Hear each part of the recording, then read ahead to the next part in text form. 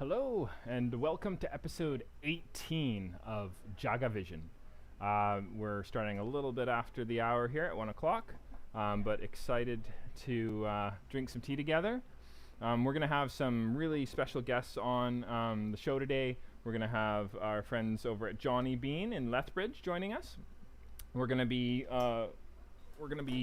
bringing on Sister Speak as per usual, and really looking forward to drinking a Yabukita by Takaki.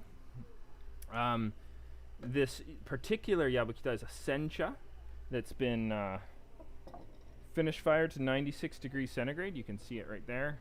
You can check it out on our webpage, jagasilk.com. And for those of you who are just tuning in for the first time, JagaVision is kind of an opportunity to have a conversation about tea. Started because we are a fairly social company, but we're predominantly a wholesale company. And we have some fantastic clients we work with, some fantastic connections that we've made over the years. And JagaVision is an opportunity to invite some of those powerful people onto the show and provide their amazing perspectives. We had, for example, last week we had Maki Sander on talking about teapots. He's neither a client nor was he like someone you would expect to come on the show. He's just a collector, an amazing collector of amazing teapots. And then the week before we had Mr. Takaki on, one of the farmers we work with in Japan. He joined us live from Japan, and we discussed some of his 2020 harvests and drank them together live. We've had the Specialty Coffee Association of Canada's director, Josh Hawken, who works for Transcend Coffee, and one of our clients in Edmonton, and he was on the show, and we discussed roast profiles. And we've had Pedro over at O5T discussing Gyokuro, and we've had Jen at the Tea Mistress and Canoe and Ratio, and just the list goes on and on. It's been a fantastic time. Really encourage you to go back in time and scroll through some of our archived shows. I think you'll enjoy what you see. Today we're going to have Johnny Bean on. Jonathan Harris is one of the owners there. Him and his wife run the operation. And we're going to have him on talking about this Sencha and also talking about water. Jonathan has introduced me to some really interesting seminars on water put together or hosted by the Barista Guild. And that was some fantastic stuff. Just kind of going through that and trying to understand how water, not just the total dissolved solids of minerals in water help with extracting, but the composition of those minerals and how important that is for bringing out and drawing out flavor. So we're going to talk about that a little bit. That's been coming out quite a bit in the past few episodes as inspiration from him for sure. And then, we're just going to have some fun drinking tea. So you can always go check out what episodes are coming up by going on to jagasilk.com. You can sign up for our Jaga Spam by going on to the newsletter, get some deals and promotions, although mostly it's knowledge, kind of heads up on what sorts of classes are going to be coming out through our Academy of Tea, some public Zoom cuppings, also the opportunity to get a kind of heads up on some new teas that are coming out. So today though, I'm going to start off with, as I always do, drinking a tea that I have not had before is the plan. There's a very interesting unshaded Sencha that I'm going to try. And this one is from Ujitawara in Japan. So that's near Kyoto. This would be technically an Uji cha. Set my temperature for 70 degrees. I've been experimenting with making my teas a little bit more like Takaki was making it, and I find although that process is great for teas that Takaki-san sends us, I find that I really like the JagaSilk standard that we were taught by the Uji Tea School as sort of a method of choice for drinking new senchas. These leaves look really interesting. I'm going to show you what they look like here in just a moment.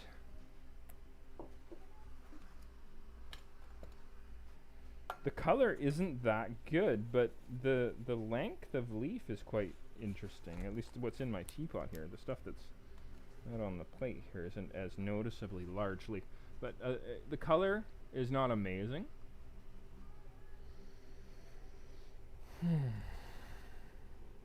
So this is a unshaded Yabukita by a farmer that we've been exploring working with, and we did actually purchase some of his Sencha this year. So in our sort of cafe standard line, the stuff you can buy on our website for $22, we're going to be bringing his Okumidori Sencha in and milling that into a matcha. We were just cupping that this morning. It was quite fascinating. Notes of gooseberry and dandelion, etc. Going to dial this one in at 6 grams, 70 degrees C, 1 minute. See what happens.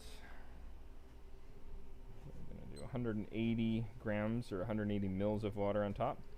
Really, again, keeping things consistent by having your teas weighed out, weighing out your water. You're gonna be more prone to taste the difference in teas than you are going to be tasting the difference in your brewing technique if you're careful with keeping sort of a standard there. So getting out a decanter here. We'll get out a decanter for later too.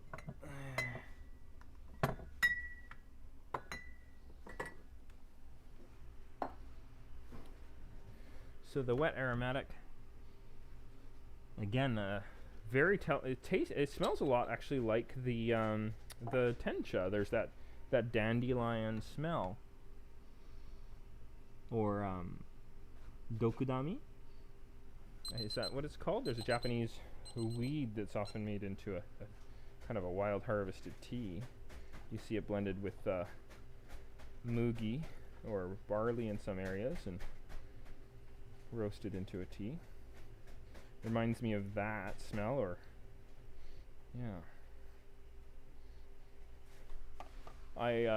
I'm assuming flavors that are more like a more developed leaf, like a bancha, which is always we describe as a mature leaf pick.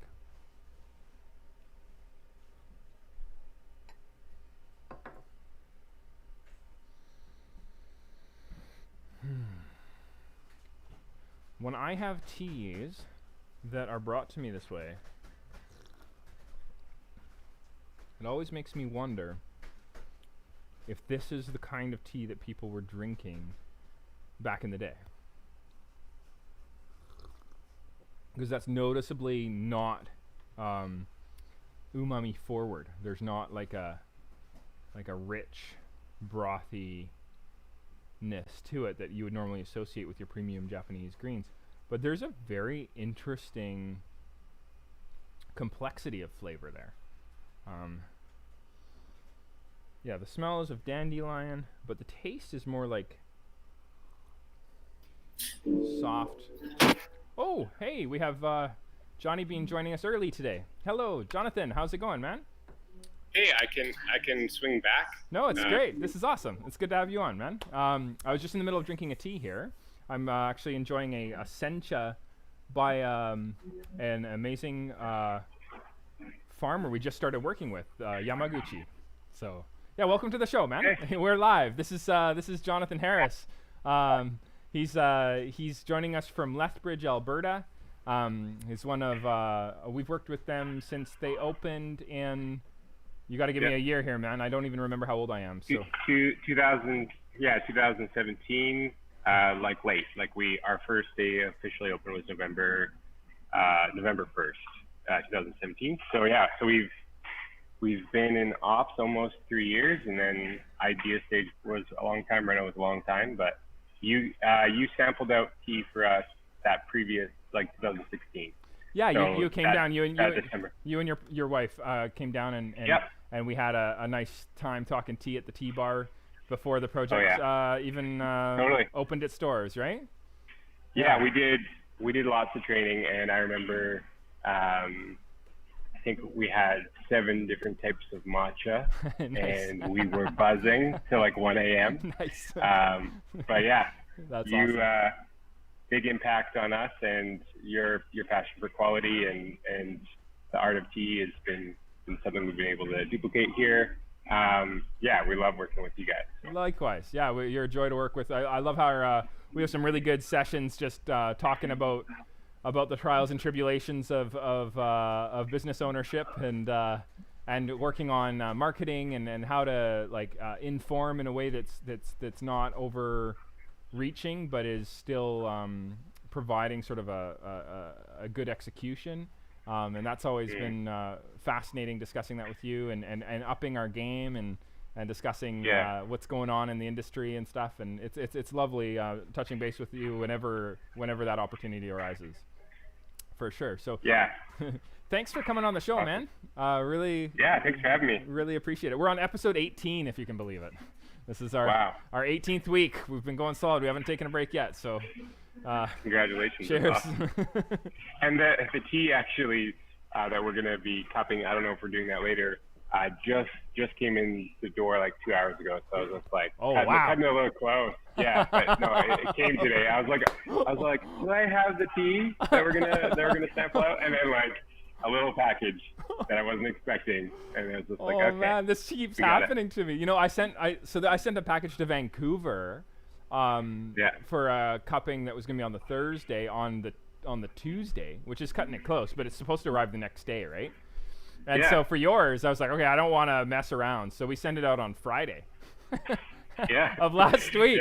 And and there it is, wandering in the door at totally. That's hilarious. Yeah, it was like 11:30 or something our time, and I was just like, yeah, this is the tea I need. Yeah, I wasn't even stressed. I'm just like, I'm kind of learning that in this season is just like the letting go, that pandemic life. You gotta just kind of let go a little bit as a business owner. So things are working out. You know, it's kind of like despite everything. I remember a friend of another business owner friend of mine. He went away for the first time in like 6 years one time. This was before the pandemic. This is like a few years before it. And I remember him telling me, what I told the staff is, if the place burns down, tell me when I get back, not while I'm gone. and I've always borrowed that. And he says, you know, the funny thing is, it didn't burn down, you know? And that's kind of the philosophy I'm having with COVID is, it's like, you know, for many people, there is that very harsh reality that for them, this has meant the end of their business, the end of their career, or at least a very long pause. And I think that we're blessed that we're still able to, you know, it's not the same as it was, but there's something there that's special. That I feel like there's almost like a very like an opportunity to reclaim like a jewel that not necessarily was lost, but was kind of maybe hidden under some things that weren't necessary.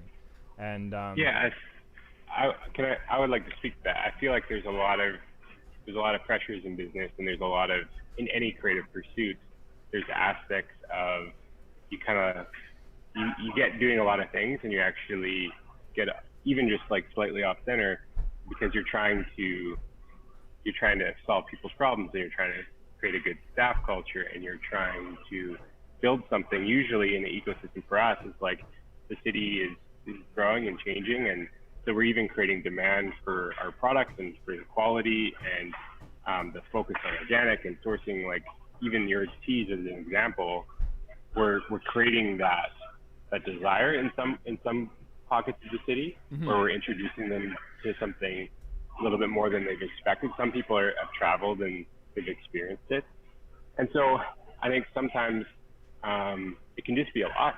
And for me, kind of what I've really loved is seeing the opportunity for things to not come back to normal, and some of the worst case situations kind of happen. We had our four best months before COVID. So November, December, January, February, just our best, most stable month.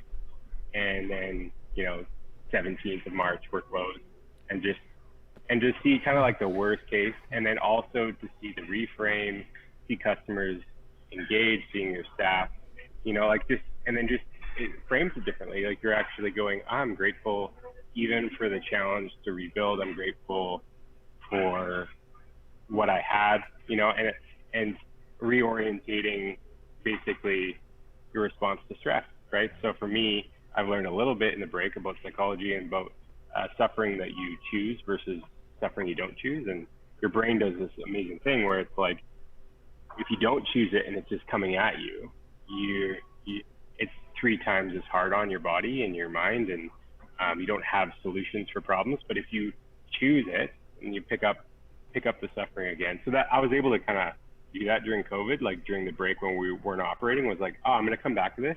No matter what's going to happen, I'm choosing to have solutions and make everything better and grow. And I don't even know. And that mindset has been obviously challenged and obviously have hard days, but really exciting because I actually have way more solutions for problems that even, like we're going to talk about water. It's like problems that had eluded me for like 2 years that have like tortured me, and then being able to be like, no, I'm going to figure it out, you know? And there's something that's really powerful, man. And that actually, to speak on that, I think I've always believed that it's very freeing when we feel a sense of choice. And I think that being an entrepreneur, being self-employed, etc., there's this choice that you sometimes forget that you've made. Like you kind of you get up and you go to work, but there's something really powerful that it's your choice to do it. But at the same time, when you're in it and maybe there's different pressures, etc., be it financial, be it communal, be it social, whatever it is, these pressures kind of start to build and build and build, and then you start to lose a sense of that power of choice that you've made, right? And totally. I think with COVID, what COVID gave us was really an opportunity to say, hey, you know what? Like, if this was our choice, we could have said, hey, community, it's been good, we appreciated you, but we've decided to bow out, and that would have been totally understood. Nobody was going to go and say like, oh man, you failed as a business owner because you've decided to bow out at this time. It's like, oh wow, the pandemic has taken down another business, but it was, what I'm saying here? Like, this is actually, you kind of go like, I'm going to do this because I choose to. And that's really because powerful. you had a choice. Like, I remember the first couple of days after shutting down on March 17th, and we did a subscription business, and we did lots of matcha sales and mainly coffee, and we delivered to people's homes, and we didn't charge for it. And we were forming that. But after we kind of got through those like 3 days of stress, like what are we doing, all of that, then I like literally I wouldn't say it was depression, but it was obviously very low where you're just like, so it could all be done. Yeah. And then you sit with it, and then like, I guess that was like 2 or 3 days where I just let myself be low and just be like, this sucks and I don't have solutions. And one of the framing questions I asked myself, which is a really weird question, I don't know where it came from, but I was like, John, did you start the pandemic, and like, were you in Wuhan province? I asked myself that question because I was like super stressed, and like business people and creative people, we take a lot of responsibility for things we can't control because we want to make change. We want to make impactful, lasting change on our community, on our staff, on our product. And so like, we are people that are like taking on too much almost, like as like a attribute, right? Sure. So for me, it was a framing question that was super weird, and it came out of nowhere. And I was like, no, I answered it honestly. I'm like, no, I didn't. And it kind of freed me. And then I started processing, and I was like, you know what? This is going to provide so much opportunity for growth, for fixing things in the business, but then also even for my mindset, my mental health. When do you get to put your business down for a couple months? Never. Yeah. How many people have sold their businesses because they were so worn out that they just needed a break? And you hear them saying like, I'm going to go to the tropics and kind of hang out on a beach, and that's my dream now. But that wasn't their dream when they started the business. Their dream was to start the cafe or to start the startup or whatever it was that they were doing. The reason why that turned into their dream, the beach and the holiday, is because they need it so desperately. They're so worn out. Yeah. And it's burnout, obviously. Burbnout, and there's an aspect in business that it feels like, especially in very social enterprises, like what we do in cafe settings, is there's a lot of people, and there's a lot of needs, and there's a lot of expectations, and there's lots of product development, and then there's also like high cost and all that. So then I think there's an aspect that triggers something in people's personality types where it's like, I can never turn off, I have to keep going, I have to work harder.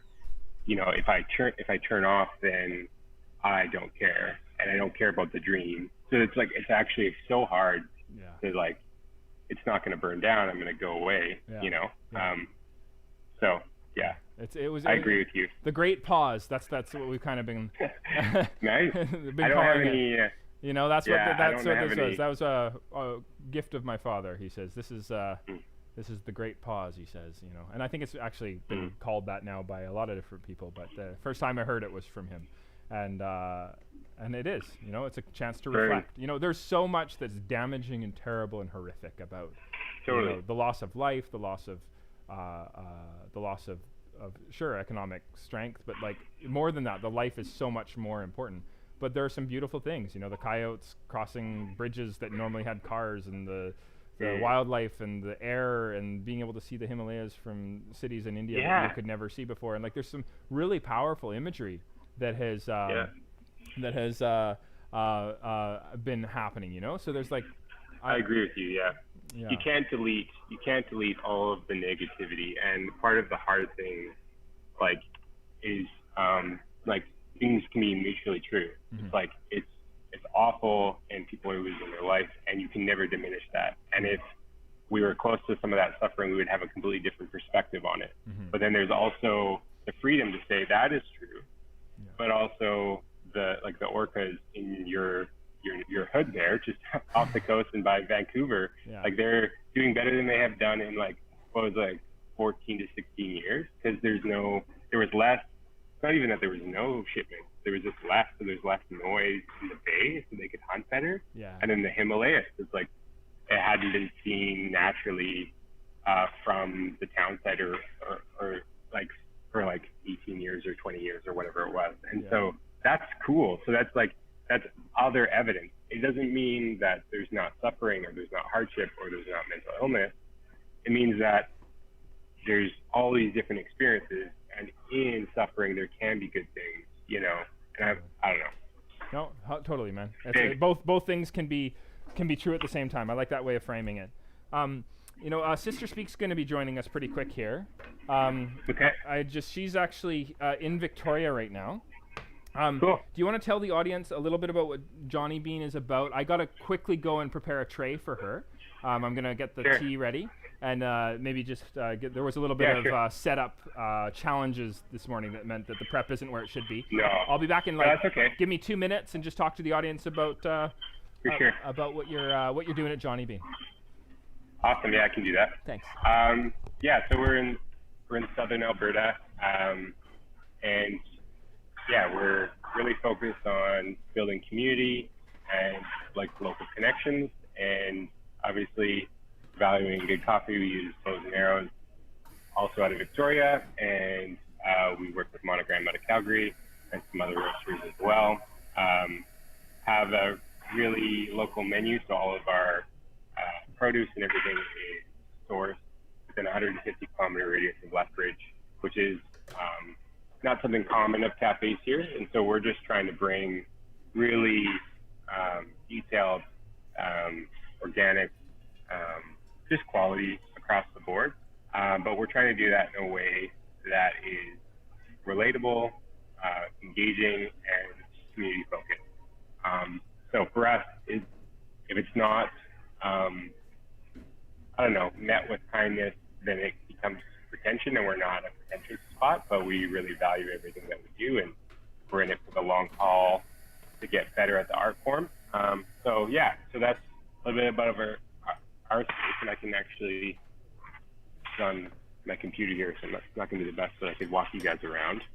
So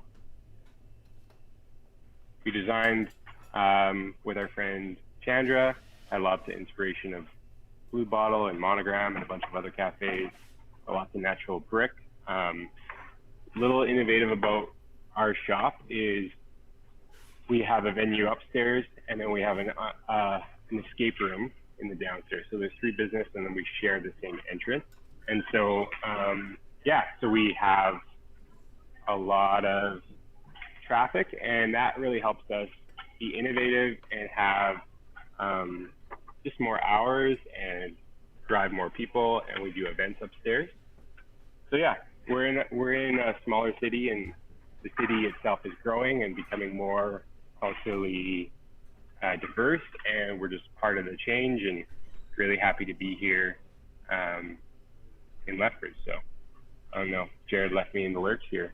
I'm just gonna also get the tea going. Maddie, could you make? Awesome. Yeah, so we're really passionate about just developing things for the long haul, and we kind of move a little slower than other cafes, but even with the food program, we're just sourcing everything local. And if anyone wants to check out the brand or anything like that, it's just johnnybean.com, JONNY bean.com, and we have a couple videos showing sourcing of food. So we have an egg documentary that's about 4 minutes that shows the very unique landscape of people and farmers in Lethbridge area. So we really focus on bringing in local stuff. And Jared's back. Yeah, I was almost running out of things to say. So perfect timing. I was starting to get a little awkward and like. Oh no! Like, oh, what do I do? Yeah, sorry about that, man. No. Thank you for. No, oh, I'm good. Okay, good. You want to show the audience a little bit of your space? You're in your space right now, right? Yeah, I kind of gave him a little walk around. Oh, you did? Okay. Oh, amazing. Okay, that's great. Okay, cool. Yeah, I've already told them to hit the website, and I shared a little bit about sourcing local, and like we're kind of in a agricultural hub for Western Canada, so a lot of that product, even that we've sourced for our menu, a lot of that product goes to really high-end places in Edmonton and Canmore, Banff, Calgary. So not many cafes are using all the organic produce. So we're doing that, and then we're also obviously have tea service that's provided by you guys, and we're focusing on high-quality coffee, but that's all together with just being really community-minded, and our building's kind of unique. So we have the venue space and the escape room in the basement. So we have a lot of draw, and we're building for the long term because we're kind of creating. There's obviously coffee culture here, and we're wanting to bring it to the next level. But really, we're about people and creating spaces for connection. And one of the things I say is kind of corny, but it's like we're a space for connection in an ever disconnecting world. So it's like people valuing a slower pace, and actually even our space is very minimal, and we've made that with intention. So there's no art, and there's no clutter, and part of the design actual ethos or methodology is like you're actually the food is art, the people are art, but mainly like the people, like the person in front of you having coffee, like focus on them, focus on the beauty that's in them. So yeah, so that's what we're about. Okay, amazing. Okay, cool. It looks like we've been joined by Sister Speak as well. Sister Speak, are you there? Yes. We were just hearing a little bit about Johnny Bean. This is Jonathan. Jonathan, this is Sherry Ann. She's the lead singer of Sister Speak. Hey. Hey. She's actually in Victoria right now. She is my sister, but she's the lead singer of Sister Speak. She has like hundreds of shows a year when it's not COVID, and she does a live show before our show. At 12 o'clock on her Patreon and her Facebook Live. I highly encourage you to check it out. And we actually used to play some music together a bit in high school as well, and wrote some songs together. And it's been really amazing to watch her turn that into her career. That's what she does for a living. So that's amazing. Pretty cool, yeah. And she actually had a new album come out recently. It's a live album, Live at the Belly Up. But she has 2 studio albums that she's put out. And how many years have you been at this, Sherry Ann? I think I'd say, well, the first, I mean, we create music all our lives, I guess, in some form. But the first album for Sister Speak came out in 2014. Okay. Very cool. Okay. And then we've been sponsoring her tours as a tea sponsor. A little bit of, and she's been promoting the Jaga Silk teas around the world as she travels, which has been fun. And that's so good. And then Jonathan here, he owns Johnny Bean. And he was just telling us about his project and explaining his space and his ethos, and we were discussing the great pause and the both the hardships and the opportunities that it's presented, and been having some pretty good discussion here. He was just explaining a bit about his space and the concept. One of the interesting ideas is that the space is an art piece, and that the food and the drink that you're drinking is on a fairly minimalist canvas to allow you to understand that artful expression but also the careful ethical sourcing that he puts into every ingredient that he brings on board, etc. So yeah, it's been a really interesting conversation. We were just about to start making tea. Oh, okay. While we talk, at least that was the segue I was going to go into just now. If that works for you, Jonathan? Yeah. Yeah, go for it, buddy. Okay, awesome. Jonathan, you got a kettle there. Yes. Okay, and you want to take it to 70 degrees C. Okay. And then we want to weigh out 6 grams of that tea I sent you. Okay. So this is a really interesting tea. And don't forget to preheat your teapot. But this particular selection is from a farmer that came onto our show live from Japan that we've been working with for quite some time now. And his name's we call it Mr. Takaki, but it's Kohei Takaki. And Takaki. yeah. Didn't we hang out with him last week? Was it last week? Was it last week? I think it was 2 weeks ago. Was Or it? 2 weeks ago? I can't remember. I was telling Jonathan I don't even remember how old I am, so I don't know what year it is. I thought you were 28. Oh yeah, there we go. In my dreams. No, I'm grateful to be 38. Yeah. That's a great age. I love being in my 30s. It works. I'm happy. Jonathan, are you 18? I'm just kidding. No. I'm more with Jared though. I'm starting to forget. I'm like, and I do the thing where I'm turning a number younger. So I'm turning 33 in October, but I've been convincing myself that I'm turning 34, which is kind of a nice surprise. You're like, oh, okay. Yeah, I keep doing that too. I'm like, oh, yeah. People ask me how old I am. I'm always guessing 1 or 2 years older than I am. But Yeah, I give them a range. I'm like, I think I'm 32 or 33. I don't know. I keep forgetting yourself. I started giving people my birth year. I'm like, they're like, how old are you? I'm like, I'm a 1982 baby. I don't know how to figure this out. It is now beyond me. Anyway, so we're weighing out 6 grams. I'm just telling the audience as well. This is the tea. This is a Yabukita. So Yabukita is the most ubiquitous cultivar grown in Japan. It's used in over 75% of all teas in the blends, etc. How Japan normally works is farmers will grow these cultivars. Wow. They will sell them to the Nokyo or the co-op, and then the co-op will house a number of selections, and then those get sold to otsaya-san or tea companies, who then blend the microregions. There's leaves for the audience. Oh, back a little bit. Yeah, there you go. There's the leaves for you guys. Audience, if you can see that, guys, this is a lovely little broken leaf. This is normally a sign of a bad tea, but this is the style of the region. They actually have a more brittle, deeper steaming style that makes it a little bit more nutty. So if you saw a similar look to a tea out of Kyoto, that would not be okay because of the way that they process their teas. It would just be not an ideal representation. We were in Japan last October. We visited this farm with the JagaVision team, and we got to taste this particular tea finish fired to different temperatures. So again, sorry, I should go back a moment there. Co-op sells to otsaya-san, but in this case, this is directly from the farm. So we skipped the co-op, we've skipped the tea company, and this is directly from the farmer. And this particular farmer is very skilled at finishing his teas. A lot of farmers aren't. They get it to a point called aracha, or rough tea, and the aracha is what's sold. And then the aracha is what's blended, sorted, fired, and then sold as a finished product. You'll have single region, but you won't have single estate.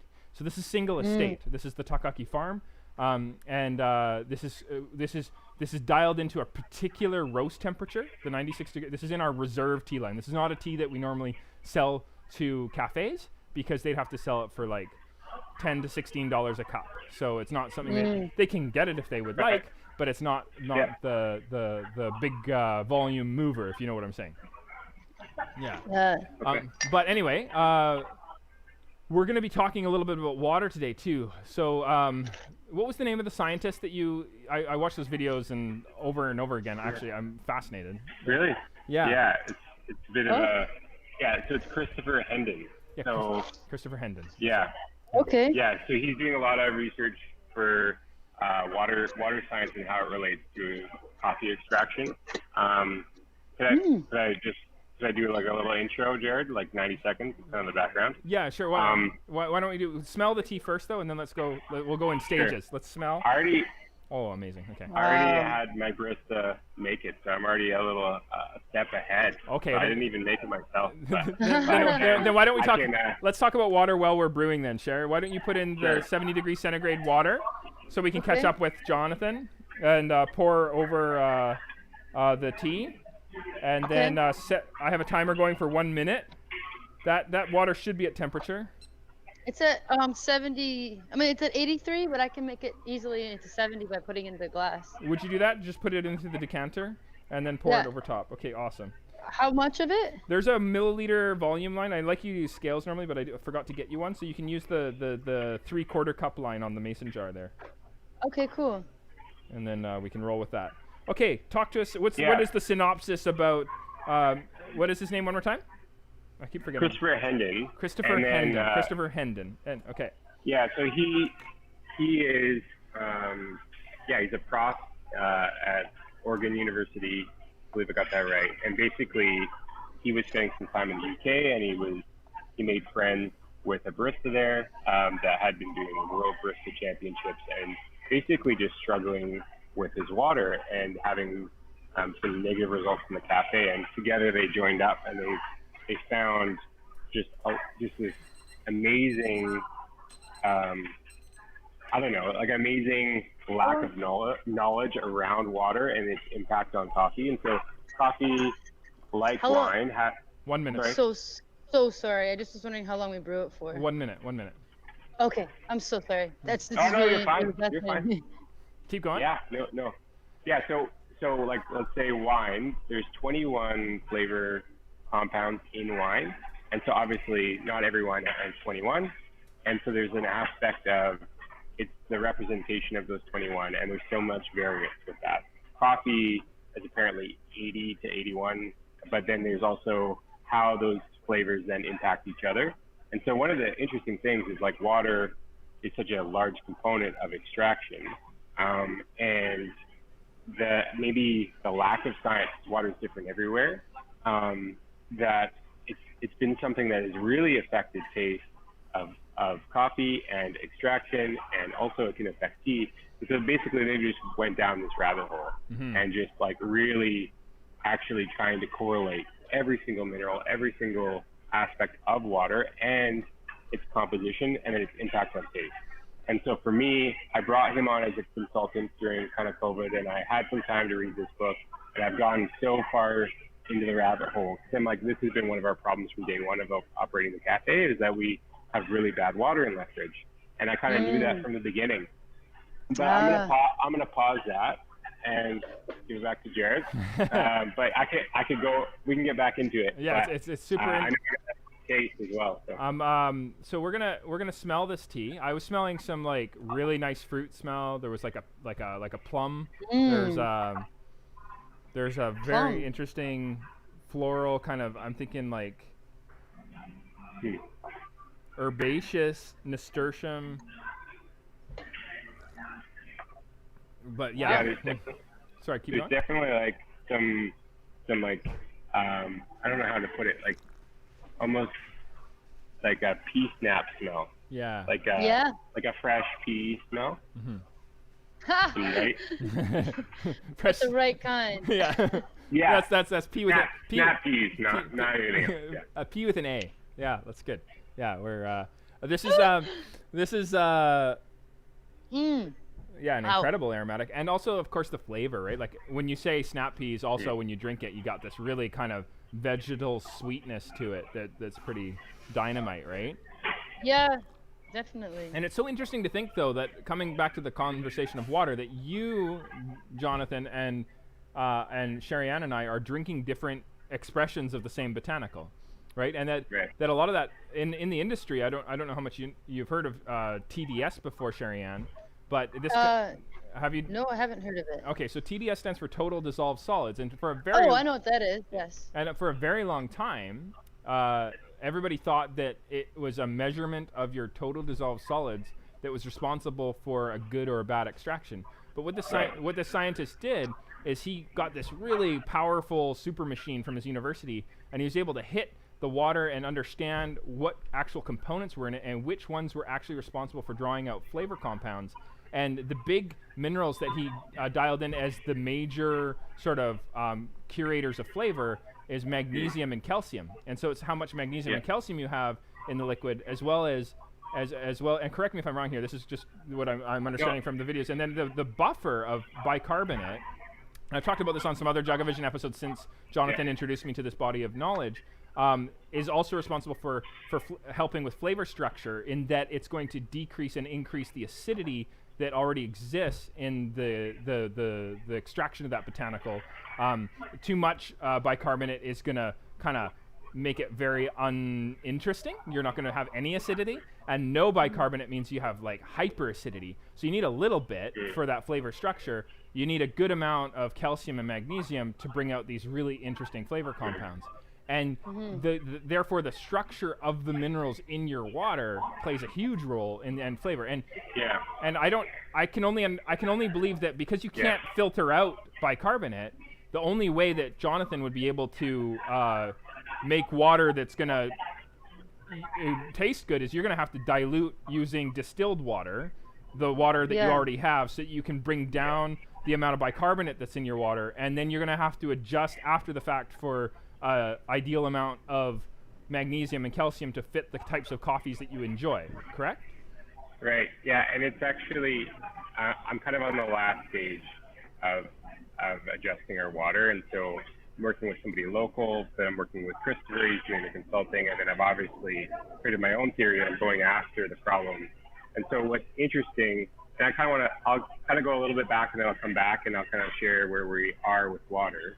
Water is super important because it's not just even the magnesium and the calcium, but one of the interesting things, and I might be oversimplifying, but I've talked about it a lot, and I've gone down the YouTube rabbit hole, and I've read this book, and I've talked to him, and he's super smart. I love Chris, and he's some of the things he's told me just kind of still haven't fully sunk in because it's really complex. And basically, one of the interesting things also is there's even an impact on the length of mineral chain.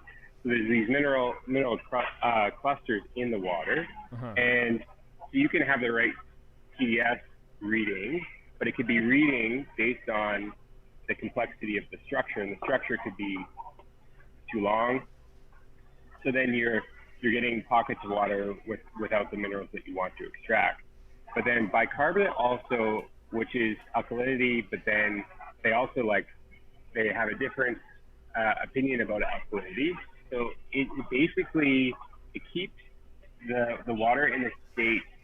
I've asked a lot of questions to Chris too, because I first thought it was about almost making the water elastic and like having room, that the bicarb creates that balance, kind of like right alkaline state that then makes the water have room for acquiring the organic acids and the flavor compounds and everything that would be in tea and coffee that would be distinct to those things. And I was wrong. It's not about that at all. Hi. Some people are rolling through the cafe. But yeah, I was wrong. And one of the things that it does is it contributes to acids, like you said, Jared. But another thing it does is it keeps the minerals in a state of they're wanting to acquire new things. Oh, interesting. So if the alkalinity gets too high, the minerals change their state, and then they're like, I'm good. I don't need to change my chain at all. I don't want any friends. Right. I'm off Facebook. Like I no friends. Like no one. Like it's really weird. So it's actually about, it's something that challenges or keeps the water in balance. And so you actually have to focus on each tree. And I'm not telling everybody what I'm doing because we're doing something pretty innovative. And Chris actually mentioned too. He's just like, there's only a few cafes that are going this hardcore, but we're rebuilding it. And so we're going to have control over the calcium demand and the bicarb, and we have a target that we're trying to hit. And then I'll be testing those things, and I've sourced really innovative pumps that kind of help that whole process. And learning a lot and sourcing that stuff. One of the crazy things, we're full on like eating out, which I love. But one of the crazy things, I was like looking for a magnesium, and there's a certain type of magnesium that I need, and it's really hard to find, even though it's fairly common, but like for the right price and the purity. And then I was looking, it's like deep diving into research, and then the trace minerals that I started this process, one, because I want control, but I also want to know the impact of water, and I want to not be on the back foot with the complexity, and I actually want to increase extraction, make things taste better, have more fun, make better products, but then also give my staff more room to be better at their job, which means we're taking water out of the equation and we're actually making it like barista grade championship water every day, which is amazing. Yeah. So it's like taking like something that was a weakness for us and just turning it into a strength. We actually want to help people with their home brewing setups and do all that, because if you have your water dialed, you won't have scale in your machines. You won't have to, there's certain things that you actually don't have to address again if you have it dialed. So it's just like, and I kind of did this problem, it's probably cost us like 14 grand. I could kind of do the numbers, and I was like, this is a problem that addressing is like, wow, gonna be amazing. And like part of the science with extraction too is like you can use less coffee with like the proper setup, because you can actually increase your extraction yields and like make better coffee. And then for tea, there's an impact as well. And then there's also this counter impact. I think there's something that contradicts it, and that some people are making their water for coffee, and then they're making a different blend for tea. But we can't talk about that today because I haven't done enough research. Well, I want you to do, Jonathan.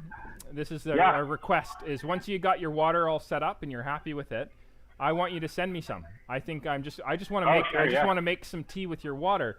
And then another thing is you should totally do that. You should have like a Johnny Bean water that you do. I think that'd be really fun. And then people could be like, even if they don't agree with you or agree with this, like they're like, oh, there's holes in the science or something like that. It would be a conversation point. It would be really interesting to be like, oh, let's see what this is like, And I mean, Sherry-Ann, your degree, wasn't it in organic chemistry? Am I wrong? Environmental science. This is really interesting because I'm thinking about the different ways that people alkalize or acidify their water. Yeah. And so like for the human body, as far as I'm aware, it's around 7.2, which is like the ideal alkalinity of water. And that makes it so that it's good for our bodies. And then when we're digesting, like it's good for our digestive system and everything, like for like a regular glass of water. So like so a place like San Diego, I did take some classes on water that you might find interesting. This was interesting because what cities do is if there is a lot in the water, like there in particular, there's a lot of arsenic in the water, and there's also a lot of chemicals in the water. And then you also have the mountains, the Palomar Mountains. Palomar Mountain has really good water, but so what happens is that often they strip everything out of it and turn it into what you see down there is a lot of reverse osmosis water machines. So it has no mineral content. And the water is, when you strip it all out, it actually ends up becoming slightly acidic. And so that's one method that people drink the water. So you kind of drink, and then with the tea, it tastes a little bit funny because it's like a little too acidic, And then when you drink it out of the tap down there, it's like still they'll sometimes they take like a lot of the hard stuff out, and then there's chemicals in it that are making it acidic, and then they add stuff that's another chemical to make it alkalized. So then you have not only a mineral problem like you would in the mountains, but you have like a chemical problem of acidic and alkaline chemicals balancing out your water. So you have to filter out all those chemicals first and then recreate the water. Oh, it's intense. And I feel like we're consuming a lot of this bad water. And one of our problems locally is that we got runoff for agriculture and farms, and we're down from the mountains. So it's like, and I love the people at the water treatment plant, but I'm just like, there's places where they're really focusing on this, and it's actually been linked to some longevity studies of people where they have a higher mineral content in their natural spring water, and then that is also why that they're not having disease. And so it's just interesting. And then if you have a water that's stripped back and it has no mineral content, it actually your water will complete itself. So it'll go through your system and it'll actually leach minerals from your body to complete itself. Yeah. So water is intense. Yeah, so It's this is intense. the last 10 years of living in California. This is something I thought about every single day, because the only water I would drink is filtered water. And in order to get that, it also has to be reverse osmosis, which is exactly that. It has no minerals in it. So then I would get calcium, magnesium packets, put them in a big glass jug. The reverse osmosis water is around 7.0 pH, and then put the magnesium salts in there, and then it would alkalize it. But like, it was a constant source of struggle for me down there, because that was actually one of the hardest things about living there. Is like, I literally like, again, there's agriculture runoff, then you have like the potential of radioactive waste, like that's a real thing. And you have 60 to 90,000 chemicals in the tap water down there, estimated. Wow. And that was back in 2010. So I don't know where it is now. And, then another question going with that is, just to add to that point, is like, there's the data is always behind. So then there's also, they're not testing for everything, right? So it's like, absolutely. I heard in Paris and in France, they're really focused on this, and they've actually decapitalized all the water companies. And I actually learned this from like a Netflix series, which is not like, what is it? It's Zac Efron. And I was just like, Zach, nice. You're actually killing it. And I'm surprised that a bro cares so much. So it's been awesome, actually. But some of the stuff I've already known, and what they've done is, but they're testing for 4,000 things in their water or something. It's like 4,000, but they're like pharmaceuticals obviously go right in there. So for us, I guess our whole thing is, with our system and everything that we're investing in the research and changing, we're actually doing exactly what you were doing back in the day. And one of the problems with RO systems is, even the commercial high grade that say that you have mineral control, part of it is you can't actually reabsorb enough minerals with the mineral cartridges, because that's done at a certain temperature and flow rate. So one of the things in the research that Christopher mentioned is like, your temperature has to be really low, and that water has to be at a very slow flow rate. So most cafes are actually having RO systems, but they're blended ROs. So they're blending in the same water with the reverse osmosis water. So the trace chemicals, all these negative things that are in their water, and that's why they have the RO system. And to get the TDS number up, they're blending. So that dial on your machine that you think is increasing your reabsorption of minerals in the remin cartridges is actually just blending more bad water in. And that was our system. So it's like, and it was like, okay, that was a healthy step for us, because our first system was just not suited for our geographical area, and we sent a lot of samples off. But then that's just a really funny situation. You're just like, actually, this is saying it's doing all these things, but we're, and that was my point. So I was studying this magnesium, and I was looking, because one of the problems we were having is like high levels of chromium and high levels, and we have like quite a bit of lead in the pipes in Lethbridge. And then there's the other people, they're like, wow, those are calcified, and it's like, no, well, like trace lead actually doesn't taste good in coffee or in anything, like I don't want to have trace lead anytime. Sorry. But one of the interesting things was, of even looking at the magnesium, is if you get the wrong purity of magnesium, they have the same trace list. So I was like, everything that was my problem was on this magnesium that I was going to add back. So I'm like, I'm having a heck of a time trying to find like high purity, ethical people that I can actually trust, even the purity of the mineral. So that's, and that's based on like the next set of problems that I'm solving. But I'll stop talking there, because I could talk all day about water. But well, it's interesting. I think we're all fascinated by this. I think it's interesting that you bring up also temperature, like chilling, etc. But there's also from the videos, that was a very interesting point that seems to present its own set of unique challenges, which is that the temperature of water is gonna also affect how the bicarbonate dissolves in the water, which is then going to make things less or more reactive and going to less and more able to bond with the flavor compounds that we want to taste. And that seems to be a really interesting problem to try and solve. Is like, how do I, like, do I suddenly have to have some sort of like sophisticated temperature control in my obviously like how do I get the water to be like perfectly stable so that it's not going to be affected by but where we are in the day, you know what I mean? Like, totally. So to speak to that point, basically anything under 20 Celsius, but even lower than that. So like around, like, I'm going to throw in a number, I'm not sure if it's right, so Chris, don't shoot me, but I think it's like 5 Celsius to about 18 is kind of the range, maybe 6.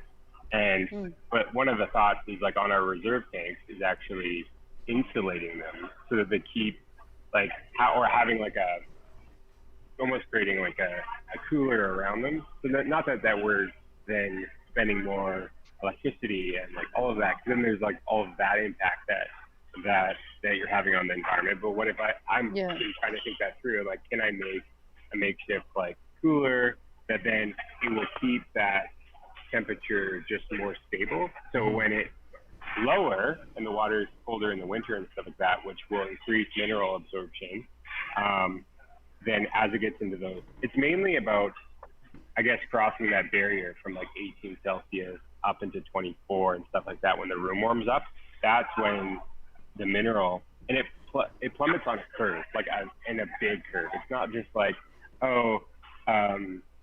this is like slightly, like we're just getting slight less mineral absorption. It goes like absorbing well to then just down. Interesting.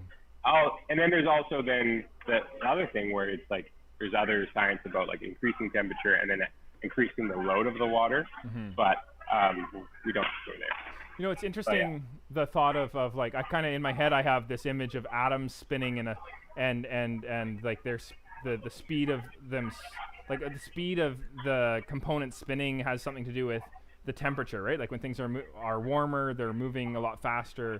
And I wonder if there's something to do with the curve of like temperature increase in my extraction that's going to like encourage a certain amount of like interaction with the flavor compounds, or is it better to have a very stable, thermally stable environment for extraction? Like I'm thinking, I guess we're talking about two different things. You're talking about that moment when you remineralize the water to that perfect I'm talking about water canvas, and then I'm talking about, okay, now I have that water, how do I maintain it? Oh yeah. And how do I maintain that water to be ideal at the moment where where the moment of truth when I start to extract, right? Like, it'd be curious. Yeah, and I think you'd be totally correct on that. Like that you are the increased element of energy of that water then. But I wonder, to that point, I wonder if a lot of your every tea that you do is to temperature. Yeah. Volume in, volume out. So volume in and tea, and you have a dose that you create. I wonder if a lot of that stuff would change with different water. Right. And then it must. Yeah. It must. Yeah. Well, there's one other thing that I had a teacher in school that was really passionate about this, is when you change the structure of the water, like in terms of filtering it, like at a high level, there's something also that happens as water becomes kind of like dead water. So like when you drink water from the mountains, there's it has like often like a negative charge, which can actually act as, because it's from moving water, and it can actually act as a natural antioxidant, and it will bind with free radicals that are positively charged in your system and pull it out of your system, like good water. So a lot of dead water isn't negatively charged. So that's the next piece that a lot of people talk about. There's a lot of science coming out on that. Like, is it something like that's you take the minerals out, if it's really full of pollution and chemicals, especially from agriculture and all sorts of pharmaceuticals, and then you remineralize it, and now you have remineralized water. It's kind of like a dead water. So then how do you get that charge back? So there's ways to do that too. And then there's all sorts of science coming out of what really is. And then there's controversies about if it really works or not. There's different systems to like ionize your water, and then there's like all these articles about it, and people claim that don't do it right, and then people do it correctly. But like we actually like tested the waters, and we had a little thing that you could test the alkalinity and the charge. And it was cool. It was really cool. The charge, that's interesting you bring that up, because when I was talking about magnesium and calcium to our brewer who was visiting Victoria, our former brewer, he was talking, that was the first thing that he was talking about. He said, oh, magnesium and calcium, that makes sense. They have two positive charges, and that must somehow interact in a more productive way with drawing out flavors. I thought that was kind of interesting. Like just, I guess it's the components of the, like, again, I just find it so fascinating that the structure of the minerals that we have in our water play such an important role, and that what you were bringing up there, Jonathan, about it's not only that they're there or they're not there, it's also how they appear in the water. And then Sharianne, you talking about whether or not it's the charges are actually active or not, right? So it's and you don't want to have, okay, so like this is also like a lot of stuff's being researched right now. So like when it comes to like minerals will give it an actually like a negative charge, which is a good thing. If that makes sense. Okay. When you have it, but not just the minerals. Sorry, not the minerals. The actual like process of a waterfall and the moving water will give it like a charge. And then you go to the beach, you go to the ocean, you feel really good. There's something going on. There's all these. It's all the water's misty around you. And then when you have, it's not the minerals that are negatively charged. It's because Mg plus. So it's the combination of the right minerals with the right water will give you a negatively charged water, so that it'll be living, basically. Oh, that's interesting. Yeah, and I feel like it's actually hard. One of the things that I learned when you're talking about a topic that's this broad, and then also there's different barriers of research, and like we're creative people, I think part of even the definitions are hard to pin down. So like one of the things that he struggles with in the book is like talking about alkalinity, because when he's talking about it, he's meaning something completely different than most people mean about it. And then there's like that representation of something that you're experiencing, and like a lot of that research, it's hard to bring like your impact of your perception and like also that research. You can be saying the same thing sometimes. And then also the research is always moving. And so part of what I really like is they're already working on a second book, and I think they're really just, they're chasing a thing. And I think you need to learn more about this stuff. But I think part of the bicarb would be doing some of that stuff that you're talking about. It would be creating a certain state, even for your body. But I want to just keep learning, because I feel like it's a really fascinating topic. And back to the Netflix plug, but like there's a guy that had bad dermatitis on his skin, and there was a certain natural spring in, I want to say Copenhagen, or no, it was Iceland, and there was Iceland has the best water I've ever had in my life, by the way. Really? Yes. Well, and that's interesting God. too, because I feel like one of the things that we can also say is like water does have flavor, and like I've been at the shop before where like you can taste the metallic water, and you can taste like water that is not impactful, or even slight sourness, but it's not sourness in the water. It's actually your body saying like, there's not enough minerals in this. Yeah, that's what happens with the reverse osmosis water. If you have just straight reverse osmosis. Yeah, your body's like, no. Yeah. I don't want to be leached. Please. Yeah, that's what.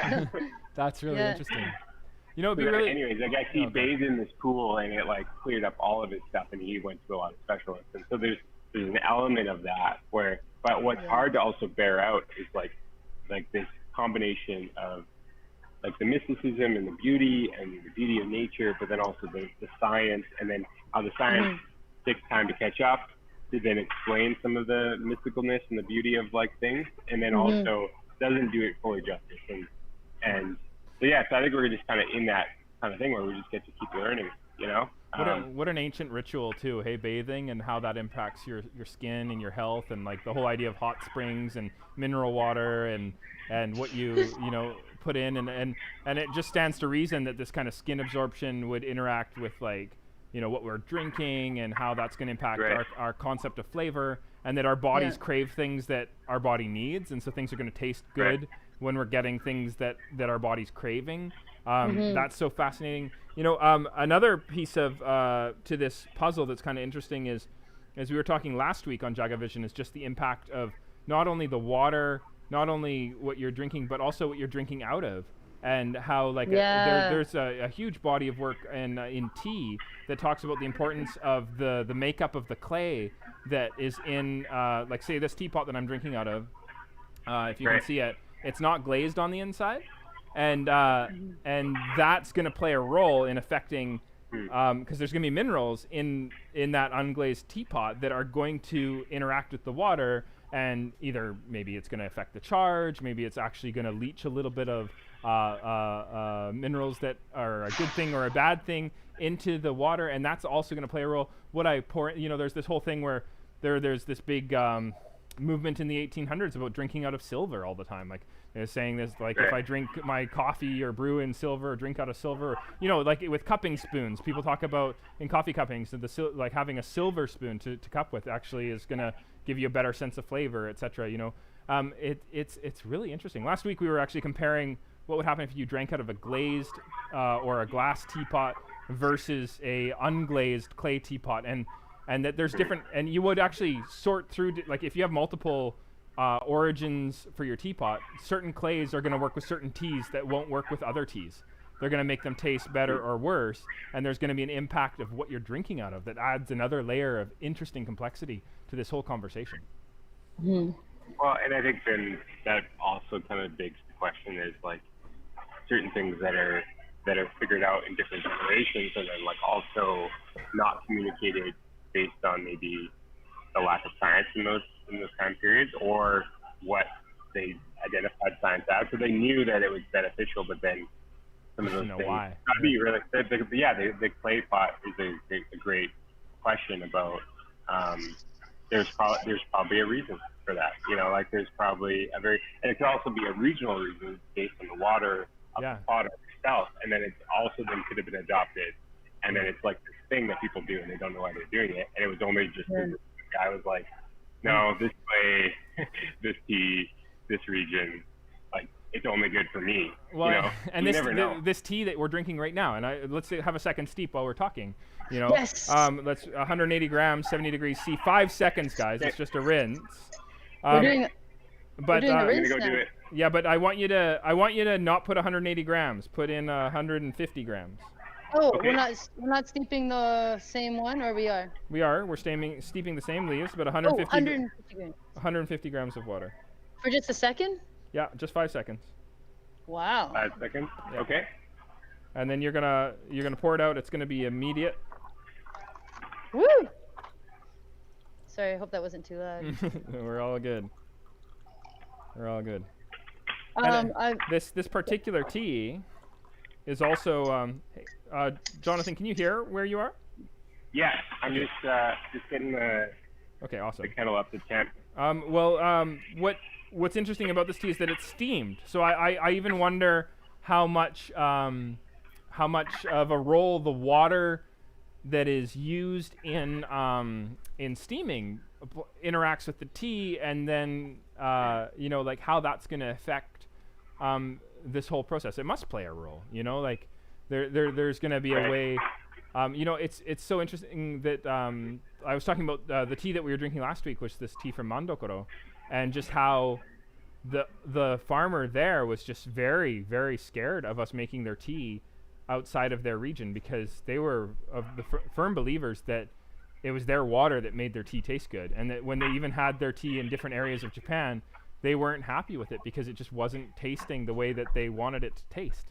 And I find that by adjusting brewing parameters, I was able to pull out flavors that were like what I was drinking in Mandokoro, and I hope that they agree. I think there's a way that we can interact with temperature and and dose and time that perhaps will help compensate for these different waters and different brewing environments. I hope. Yeah, and I feel like part of the conversation, maybe we can get to a place where if there is a non-ideal ideal of water where it creates a target to hit and people are actually talking about it, then that can be that the changes between different brews and the different regions, at least we can be accounting for that complexity, which seems to be the biggest complexity that we're enduring. Because like I feel like the artistry and the depth and on all levels, whether you're talking tea or coffee, I think it's there. I think there's so much passion and for me, I kind of found myself in like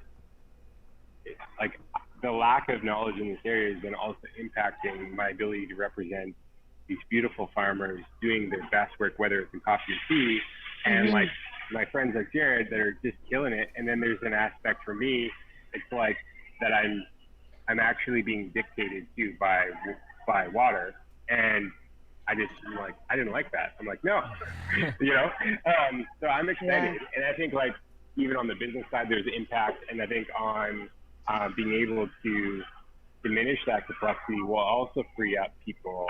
So, okay, weird thing. So we talked about TDS. So one of the things or harness that complexity rather than diminish it. Yeah. And I think that would be that's exactly what I mean. Well put, Jared. One of the things that I'm feeling is like, even already, like, so we're kind of on the last stage of like, kind of figure things out. So our TDS is way down.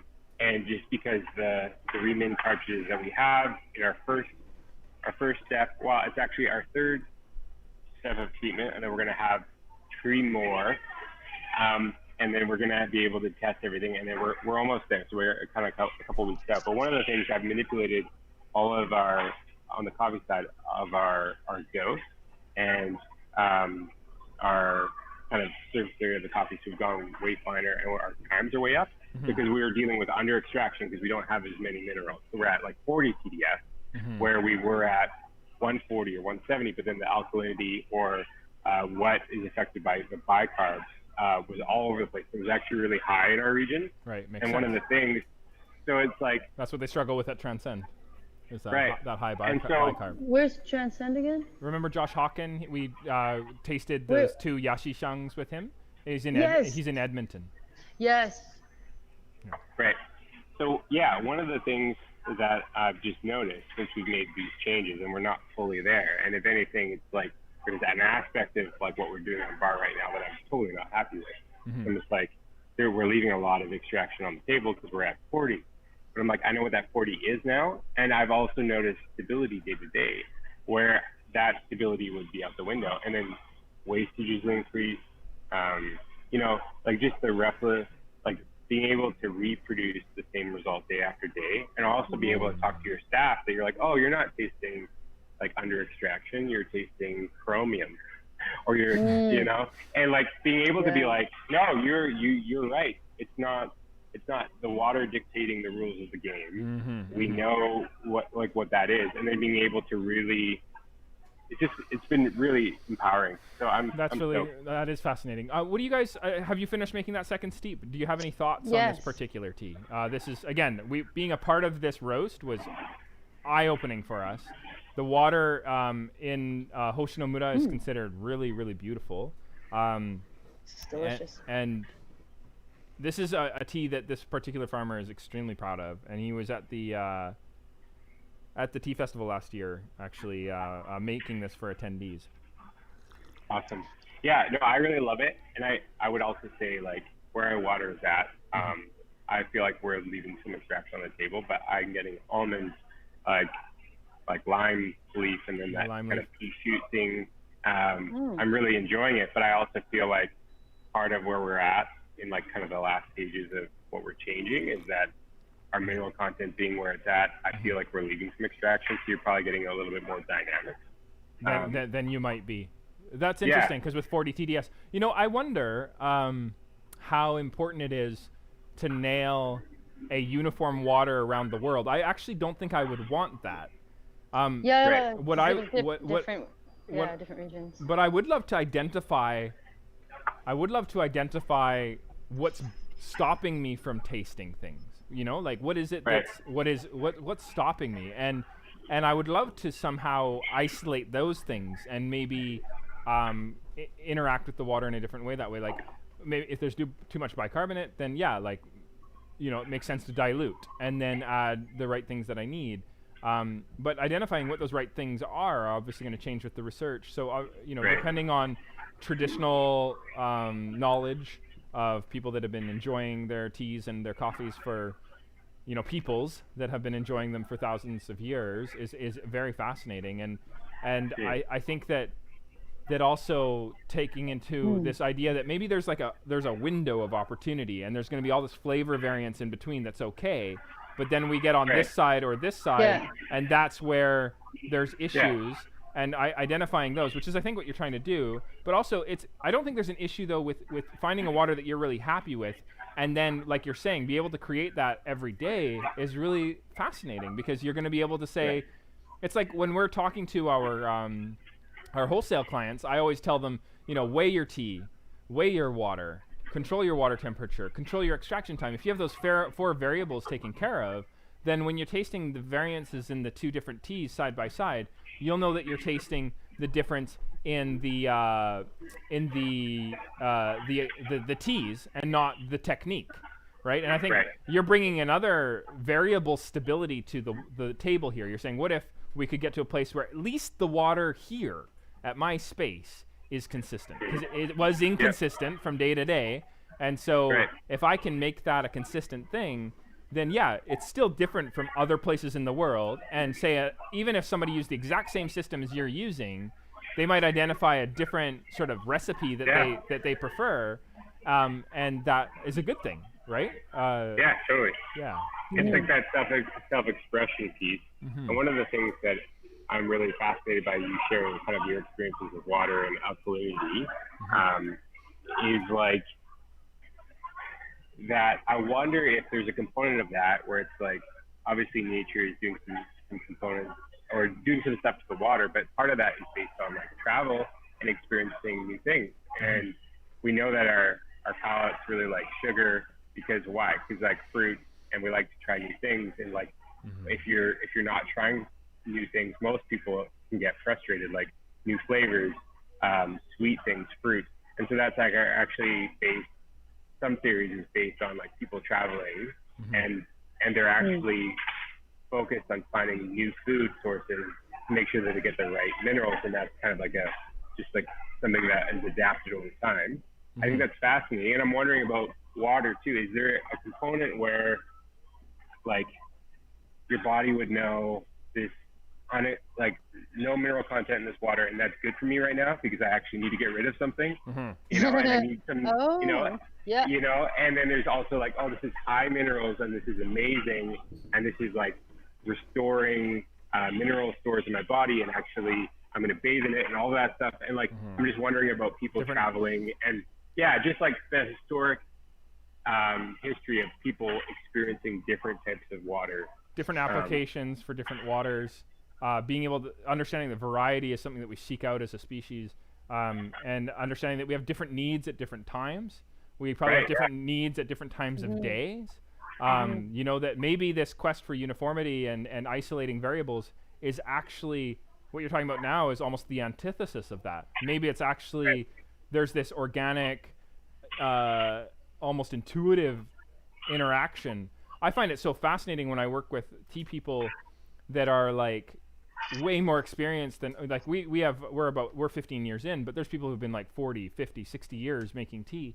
And these people that make me like the most amazing tea like ever, and they're making these in these little beautiful Yixing teapots, and they're really like they're with it. They're not using any timers. They're not weighing a thing. It's all intuitive. But I swear, if I did weigh it, it would probably be extremely consistent. But they're also adjusting based off of what they perceive that I need.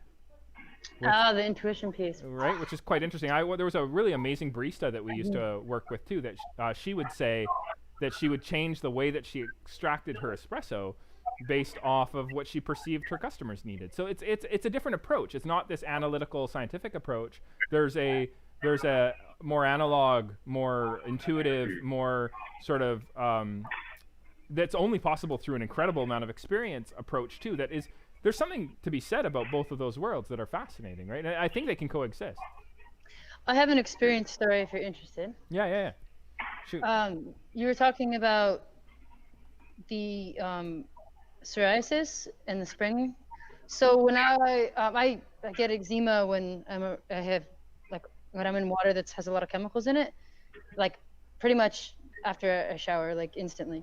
So when I was in Patagonia 2013, something fascinating about there is that you can literally walk through the park with a water bottle and just put it in the river and drink it. There's no agriculture there. There's no like human activity north of the water or upstream, So as you're walking, so within 2 days, my eczema completely cleared up. And then I was there for maybe 5 or 6, 7 days.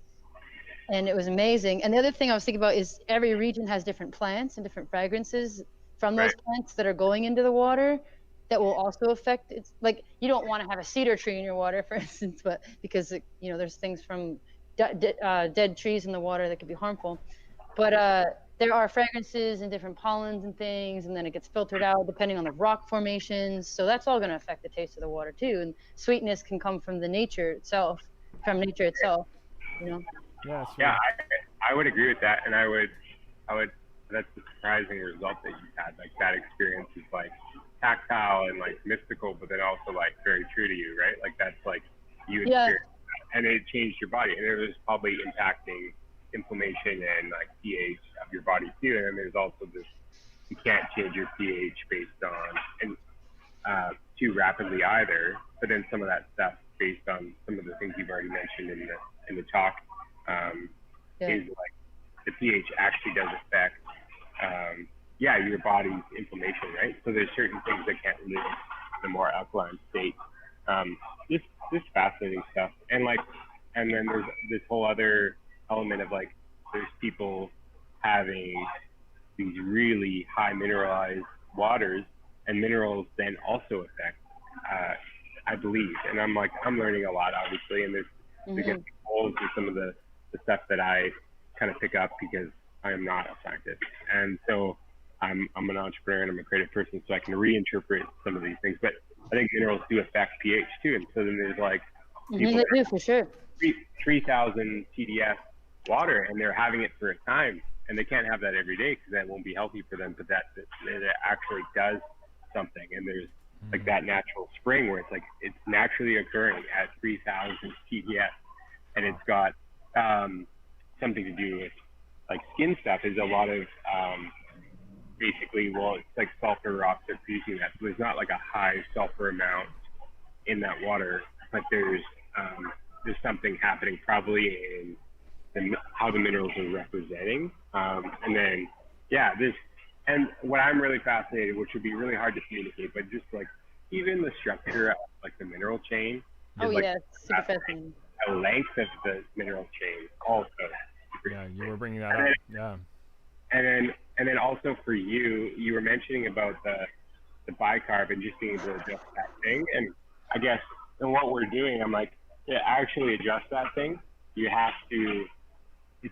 It's very challenging just to like pick one thing in water and address the one thing. You have to kind of address all of it because it's all connected. And when you add one thing, then the charge can change. There's different ways that even the minerals interact with each other. Like you're talking about chromium, like there's different types of chromium, right? With the different charge. So you add one thing, you could actually like complete it and have a way to remove it more easily.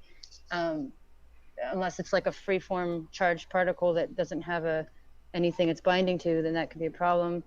Anyways, I don't want to go too crazy into it, but I was gonna say I taste snap pea a lot in this. Nice. Yeah. Bringing it back. I taste it more in the second seed than a little bit. No, that's awesome. And that's interesting because I think we can all agree on that. We're drinking different water. We have different TDS. We have the same tea. We're the same weight, the same temperature. It's actually quite interesting that we're able to you know, like it was very interesting to have sent Josh the which I believe he must have been reading, or like kind of this is a body of work that's kind of being talked about in many specialty coffee circles. And I imagine that that's where this is coming from, because he was using a test kit for an aquarium, and he was diluting the water and then rebuilding it using Epsom salts and baking soda.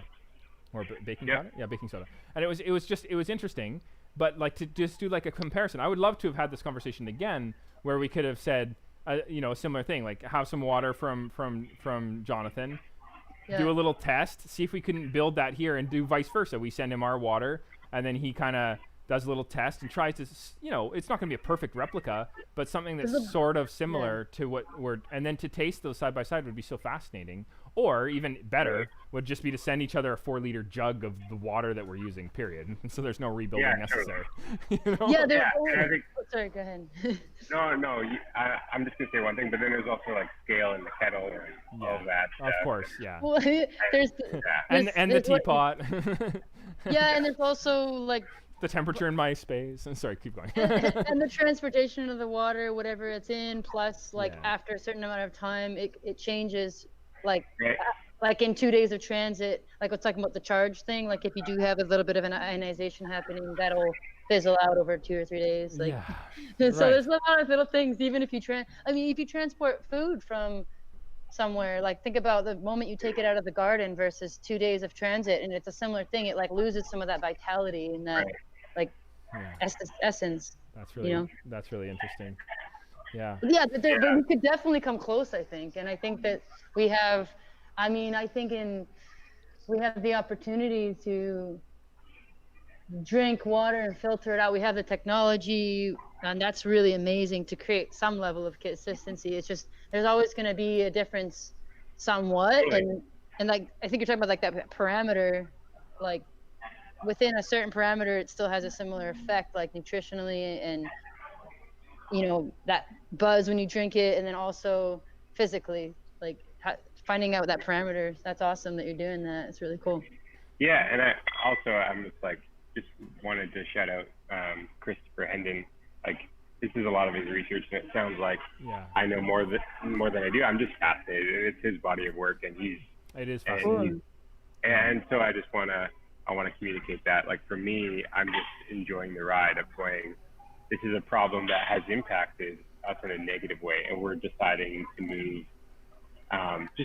just in a new way, and like learn and spend a lot of energy on just knowing the variable that is impacting everything. And then also what I'm really excited based on the customer side, like the business, is like a lot of people are really excited about the flavors of coffee or tea and the profile. Right. And one of the things that I just really find based on our city and our water is that they're experiencing the negative aspects of water that's very distinctive to the minerals here. So like, I don't want to be quoted on this, but I think like chromium is like produces like a weedy taste.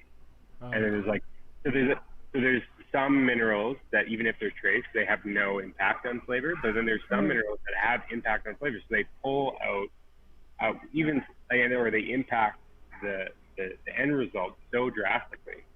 So then, for me, I guess what I want to do is help people experience the best thing at home. And one of the things that I've known for a long time is that water is the biggest impact. You can teach technique, but there's an aspect. It's like, if people are not using water that has the potential to make like sweet, full, balanced extractions and pulling the right things, and there's negative minerals that are impacting taste, like you can give all the technique in the world. And I think one of the things I would like to do as in a way, engaging my customers and also serving them properly and serving our city is like actually going, there's more room to grow in your technique, and you don't have to have it dialed. I remember when we started, we got the wrong system. So I send water to Portland and to Toronto, and I was like, it's bad. Give me the best thing ever. And I knew, my intuition knew. Like, because way back when we moved here, we got some fish from the grocery store, and they just died. And they're like, and Wow.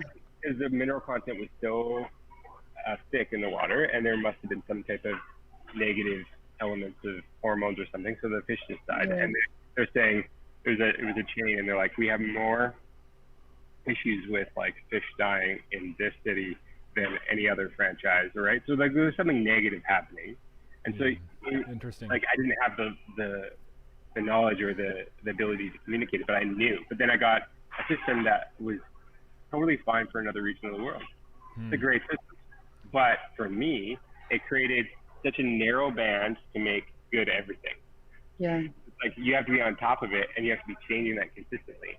And what's going to happen now is that band goes to here, and that's where your baristas, your customers can actually have way more fun learning the technique, because that's actually the fun part, and they're not battling something that they can't change.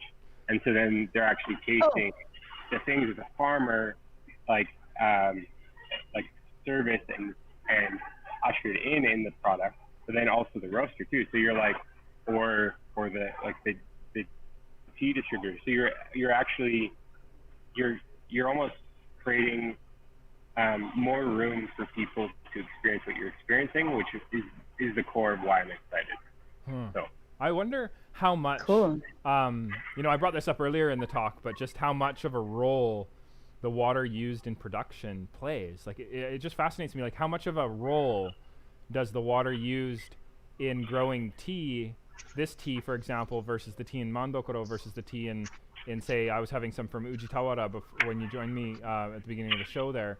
Like say chromium brings out a particular flavor, there must be minerals that are used in production that are going to enhance or kind of be part of that particular region's terroir that I've always associated with, say, the soil structure or but probably even the rainfall, like how the, just what it's experiencing.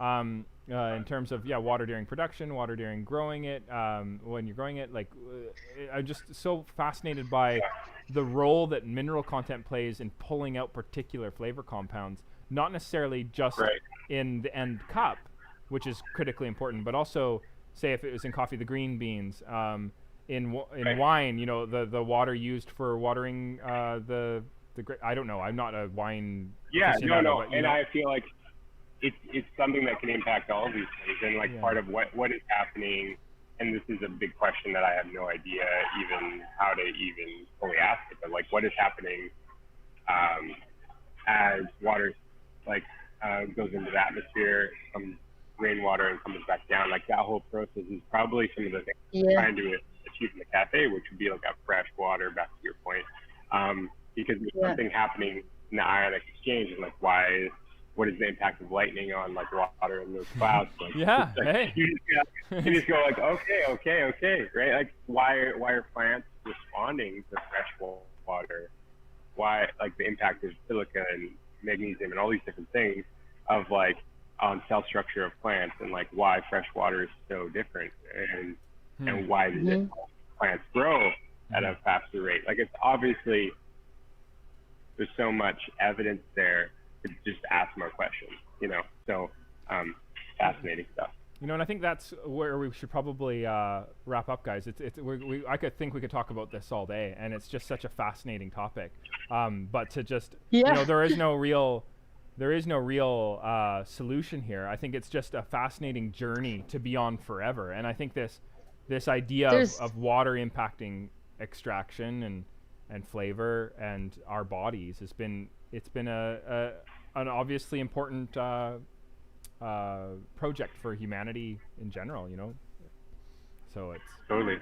And also I think it's a good opportunity to, as part of our weeks, emailing MPs and emailing people in our city about what chemicals are going in, and making sure that there aren't so many, and different practices in farming, we can be involved with that too. Yeah, and helping to be, just making some of this lab data, for example, available, and talk about perhaps different impurities that are in the water, and being part of, because clean water is going to be good for everybody, for sure, and hopefully it'll help us enjoy our beverages and foods and everything that much more, right? This is delicious. Yeah. Well, thank you guys for having me on. Love joining the podcast, the live podcast, the tea streaming, tea tasting. Awesome. Love this tea. Also excited to try it in 2 weeks when I'm finished this project. Finished. Yeah. Right, so, you know, if you send me an email with honored. your thoughts on it, I'll add it to the description of this video, so that those who are watching can get your thoughts after the fact. So I'd love a little synopsis of your thoughts on the tea with your water now versus your water then. And I'm also interested in a bottle of water, even if it's going to lose its charge on its way to me. I'd love to taste. Yeah. Well, and I'd love to try that too. Yeah, I'll send you guys a couple liters in glass. I think that's what I'm learning is that like the plastic leaching will also kind of affect a lot of things. But non-reactive is the way to go, right? It's possible anyway. Yeah, totally.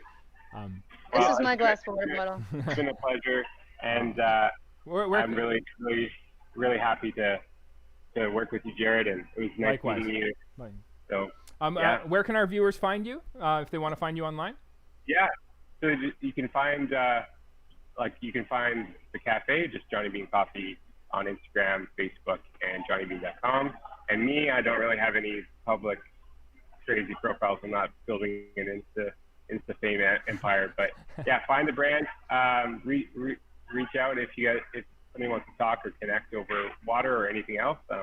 Really open to building relationships in this time and figuring out a way for us all to come out of this season of the pandemic better. And yeah, really grateful to be part of the JagaVision family. And yeah, thanks for having us. Really appreciate it, man. We really appreciate working with you as well. If you're ever in Lethbridge, for those watching, I encourage you to stop by, say hello. Keep to your 2 meters, of course, but enjoy a beautiful beverage crafted by our friends at Johnny Bean. Thank you for coming on the show, Jonathan. Did you have anything you wanted to say in parting here, Sister Speak, Sherry-Ann? Hello? Did we lose Sherry-Ann? Oh, I think Hello? I was going to say nice to meet you, but I think it's cutting out. Oh, we can hear you. Yeah, no, you're coming through now. Yeah, it was great. It was great to meet you. And good luck with everything. And hopefully you get to start planning some shows here, even if it's like 9 months out and getting back in the groove of playing. I know that must be a challenge for sure. A hurry up and wait is a challenge when you're in person. So, well, if our viewers want to go check out Sister Speak, you can go to sisterspeakmusic.com. You can also check her out on Instagram, Facebook. Just look up Sister Speak Music. Go to patreon.com/sisterspeak to join her Patreon if you want to be so inclined. There's some lovely live shows that happen at 12 p.m. on Thursdays, an hour before the JagaVision starts. And she's always a regular guest on our show. Looking forward to next week as well. We're going to have John Patterson on with Requiem Naturals. But a huge appreciation to Jonathan Harris here. Thank you, man, again for coming on. Appreciate working with you. And well, thanks, John. I need to get back to it here. So thanks so much, and we'll see you later. See you later. Peace. Bye. Nice to meet you. And you take care. Bye, Sherry-Ann. Thank you. Thank you so much. So that was our show today. We had a really interesting discussion on water. And it's the roles it plays, the mineral content, the makeup of that mineral content, the charges of that mineral content. The discussion went into a really interesting direction. If you want to look up this body of work, Christopher Hendon has done some really amazing seminars on water, and really fascinating stuff. So look him up on Barista Guild. There's some really interesting videos that Jonathan Harris there from Johnny Bean forwarded my way, and he's doing some really interesting work at Johnny Bean. We've had some great discussions on how to improve and improve execution. This just opens up a whole new world for me, anyways. I mean, I've been aware of the role that minerals play in extraction, but I haven't been able to really dial it in a way that I would really like to. So this is some interesting stuff. So anyway, appreciation to you for watching. You can go on to jagasilk.com, look at the top page, and you should be able to find out who's coming up next. But next week we're going to have John Patterson with Requiem Naturals. We're going to be talking about production oxidation, withering teas, and go on another deep dive into some interesting stuff. He actually uses tea processing techniques to process wild-crafted indigenous herbs. So super fantastic stuff that he's doing, and we're going to be talking about that next week. So looking forward to having you. Same time, 1 p.m. Thursday on youtube.com/JagaSilk. Click the subscribe button if you would be so kind. Sign up for notifications. You'll know when we come on live. And looking forward to seeing you next week. Take care. Toodaloo.